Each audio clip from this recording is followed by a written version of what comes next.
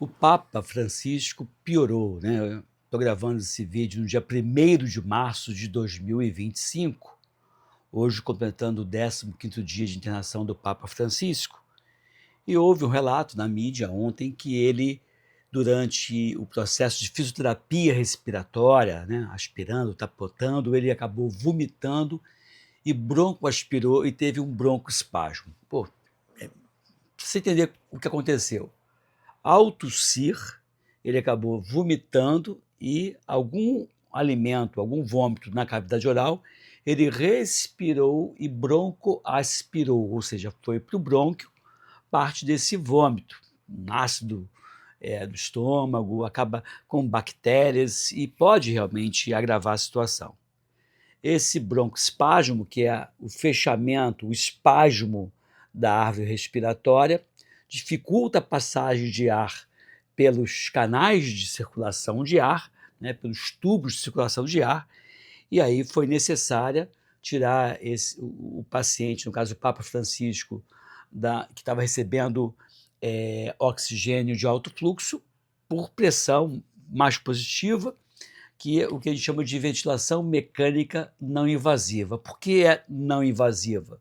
Ele não foi entubado, ele não foi traqueostomizado. Ele está como essa figura, né, da capa desse vídeo, ele está com aquela máscara forçando a entrada de oxigênio.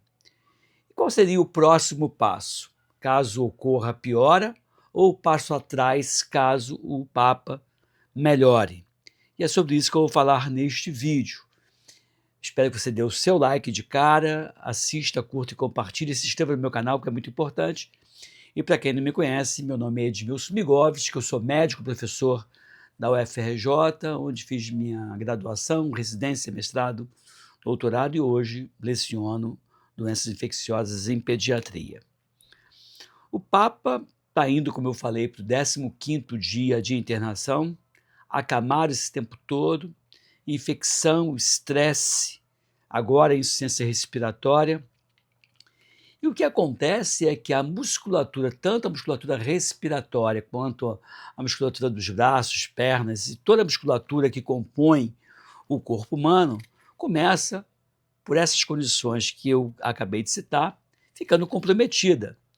É natural que uma pessoa mais idosa já tenha um fenômeno chamado sarcopenia, que seria esse desgaste, esse comprometimento, esse definhar da musculatura, e que esse processo de regressão muscular acaba sendo tanto mais rápido quanto maior o número de problemas que vem enfrentando o paciente. Antes ele estava em oxigenoterapia de alto fluxo, e até ele tem essas sequelas pulmonares, né? Já teve pneumonia dupla em 2013, quando ele tinha 20 e poucos anos de idade, teve que perdeu 1/3 do superior do pulmão direito por causa de infecção, e a sequela dessas infecções acabou ficando um pulmão não tão potente assim, ainda mais para complicar esse risco de broncoespasmo e ainda um outro fenômeno, um outro problema, que é a bronquiectasia, que é quando os brônquios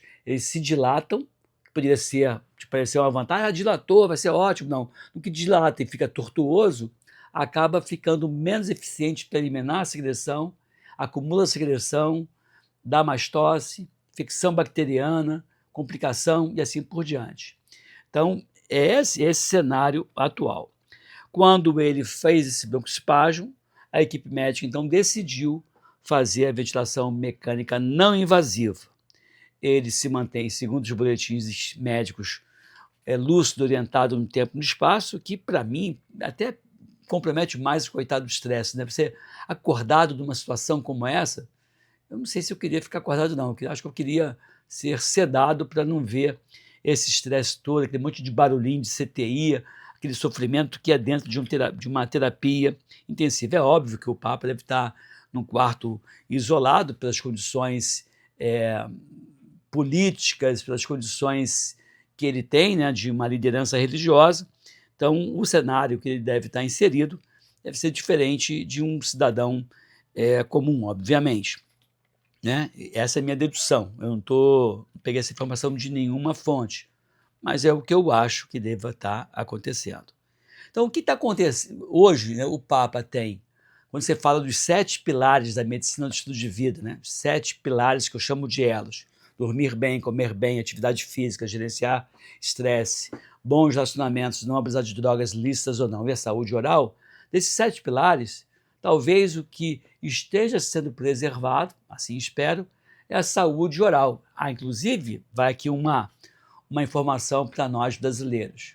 Existe uma lei federal que impõe que aquele paciente que está em terapia intensiva, entubado ou não, ele teria que ter um cuidado de cirurgião dentista para reduzir o risco de infecção durante a hospitalização ou de mais uma infecção durante a hospitalização. Pergunto, você já teve algum parente seu internado em terapia intensiva ou em algum outro serviço de cuidados intensivos? E se essa pessoa teve ou não a assistência frequente do cirurgião dentista? Comenta aí, por favor, porque é o tipo de situação que pouca gente sabe, embora seja extremamente relevante. Então, esses pilares estão aqui no livro do João Migovski. Inclusive, eu vou deixar o link para você comprar esse livro. Não só comprar, mas comprar, ler e colocar em prática. O link vai ficar na descrição desse vídeo. Então, o que eu estou percebendo?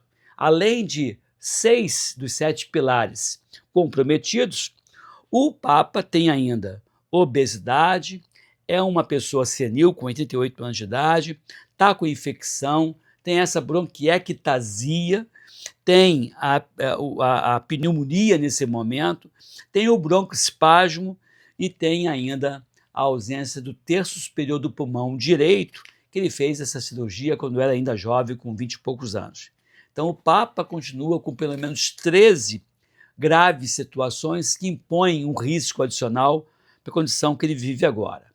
Então, como eu comentei, qual é o passo adiante, caso piore, e qual é o passo atrás, caso ele melhore? O passo adiante, caso ele piore, é sair da ventilação mecânica não invasiva para a ventilação mecânica invasiva. E aí a coisa complica um pouco mais, porque se ele tiver que ser colocado no tubo, o que é a ventilação mecânica invasiva?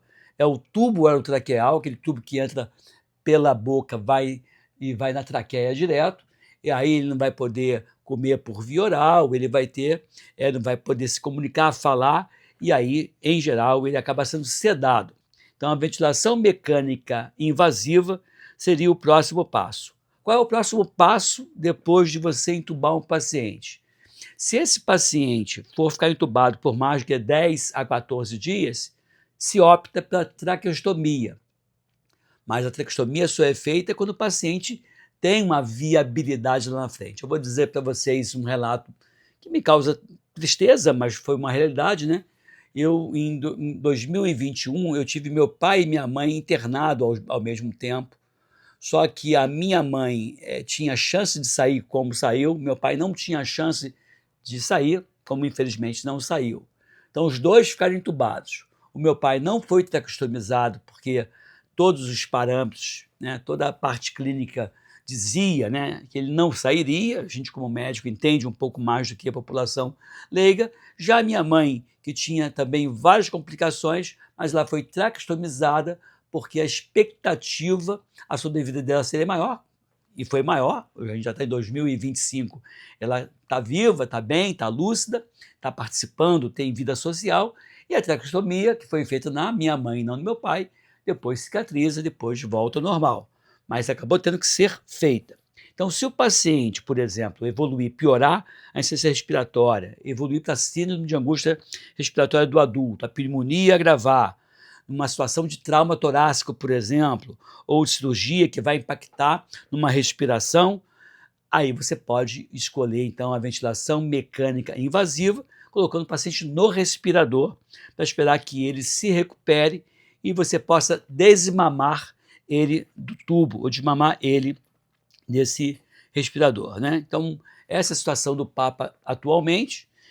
Vamos torcer para que as coisas evoluam bem, embora o prognóstico seja bastante reservado. E aí, achou legal esse vídeo? De 0 a 10, qual é a minha nota? Por favor, me diga de onde você está me assistindo. Assista, curta e compartilhe esse vídeo. Coloca aqui para mim, me responde. Você já teve algum parente seu em terapia intensiva ou algum amigo seu em terapia intensiva? Em caso de sim, eu pergunto, ele teve cuidado com a saúde oral durante essa internação ou só os médicos, fisioterapeutas, fonoaudiólogos, nutricionistas, farmacêuticos, enfermeiros atuaram? Deixaram de fora o cirurgião dentista? Comenta aí, por favor. Tá bom? É isso aí, gente. Obrigado aí pela audiência. Fica aqui, fique bem. Fique com a gente até breve. Valeu. Compartilhe, por favor. Valeu.